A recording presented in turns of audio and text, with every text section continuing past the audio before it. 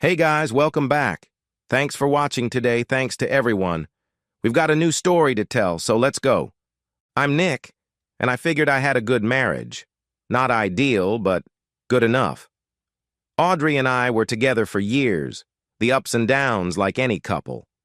Whatever was between us, though, we never quite ended up going on. Or at least I kept on deceiving myself. In hindsight now, however, I see the bitter truth. While I fantasized about our marriage, Audrey already had me at arm's length. It was not a sudden change. It began behind closed doors. The little sweet things were not around. Life is complicated. Human beings have problems. I get it. But this was not stress. This was something else. Humans do not wake up one day and say that they are going to treat their partner as a pest. These kinds of changes have warning signs, and I was determined to discover what it was. She began to show up late, answers to my questions evasive and apathetic. "Just out," she'd grumble, not even taking the time to look up from the phone. When I badgered her with the basic one, "Where?" she'd shake her head vaguely or eye roll, as if her patience was annoying. That was different. Audrey used to talk to me, sometimes to tedious extremes of information. Now I was lucky to get an answer more than one word long. And of course, then there was the phone, attached to her hand at all times. Whether sitting on the sofa or standing up for a beverage, it never extended further from her hand than her arm would go. I'd see her occasionally in the night with a gleam emanating from the screen. "Whom are you texting?" I'd quiz her. "Some friend," she'd short snap. When I'd ask her to explain to me who, she'd become defensive. "Why so curious?" Finally, I got her one night when we were in bed. "Audrey, something's wrong. Why have you been behaving like this?" She didn't even flinch. In a hasty breath, she said, "If I had something to tell you, I'd tell you. Let me sleep." That hurt. 2 days later, my worst fear came true. My friend phoned me out of the blue. "Hey, man, I don't want to be a bearer of bad news or anything, but you might want to go take a look at Audrey. I caught her with some guy. They weren't just sitting there like friends." I was stunned. My initial reaction was to refuse to accept it. No, not Audrey. There has to be a reason behind it. And then I recalled how she'd been behaving.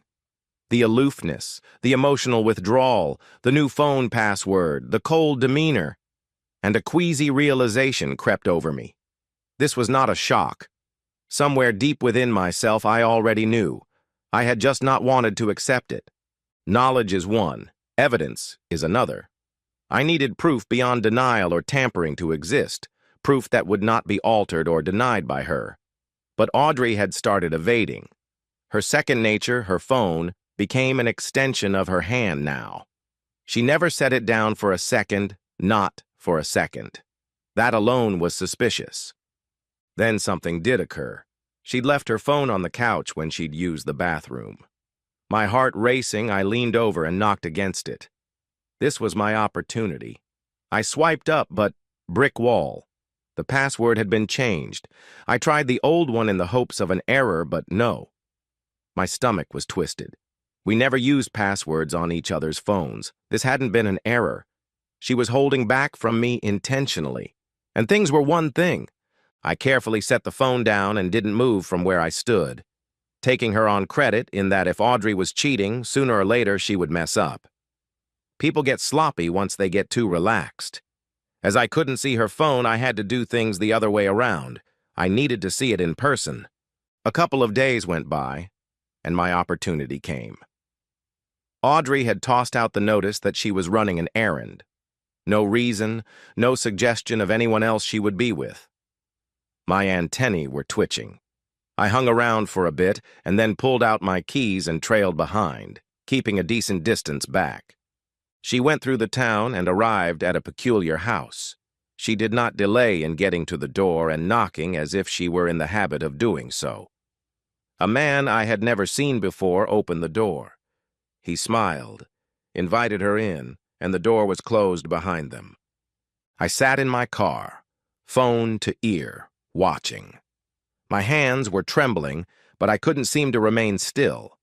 I had my evidence. I didn't go into the house. I didn't call her. I didn't cause a scene. I just sat, staring at the house as my marriage fell apart around me. Then slowly, I backed out of the car and drove back home. She came home late that night, pretending to be dumb like nothing was wrong. The worst part was the way she just lied so recklessly. I had waited long enough. I asked her to sit in the living room that night. "Sit down," I told her. She huffed out a frustrated sigh, crossing her arms over her chest, but sat. I caught her attention. "I want you to drop whatever this is, or else we're done." My voice was deadpan, without tone. She narrowed her eyes. "I don't have a clue what you're talking about," she spoke bluntly. I pulled out my phone and stood before her, holding it out for her to view. The photos, her entering his house, laughing at something he joked to her, were damning. For an instant she appeared guiltily angry. Then, in the space of a second, she was another person. The anger had substituted for the guilt. "You followed me?" she growled. "That's crazy. You don't trust me, so you're following me everywhere I go? That's stalkerish, Nick." I leaned back, a huge smile on my face. There it was. No regret, no remorse. Only manipulation. "Okay," I murmured, getting up from the chair. Complaining would not help. She already had her mind made up. The rest of the week was a haze of silence. We lived among strangers, waiting for whatever was next.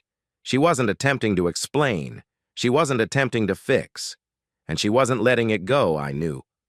And there I was, plodding along as ever when she slunk away silently to her lawyer's office and had proceedings recorded.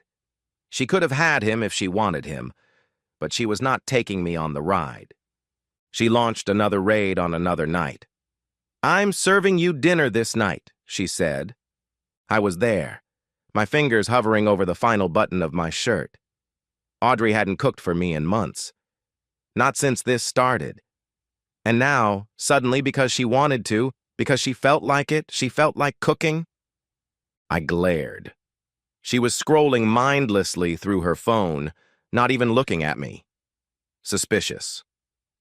"All right," I barked. If this was a game, then I certainly wouldn't be the first to lose. I walked into the aroma of home-cooked food that evening. We sat down to eat silently with tension between us. Mid-course, I placed my fork on the rim of my plate. "So," I asked, leaning back, "did you break up with your mistress?" She smiled, as if she'd been waiting for this moment. And then she said, "I'm leaving you." I smiled, laughing rather than stinging. I rose, took a folder from the bedroom, and pushed it over to the table. "Great," I said. "All the paperwork's signed. Sign them." Ding-dong. Her head jerked towards the door, surprised. But not me. I'd been waiting for this all night. I opened the door, and there she was, Audrey's best friend, my own friend throughout all this. I stepped aside. "Hello to my new girlfriend." The look on Audrey's face? Priceless.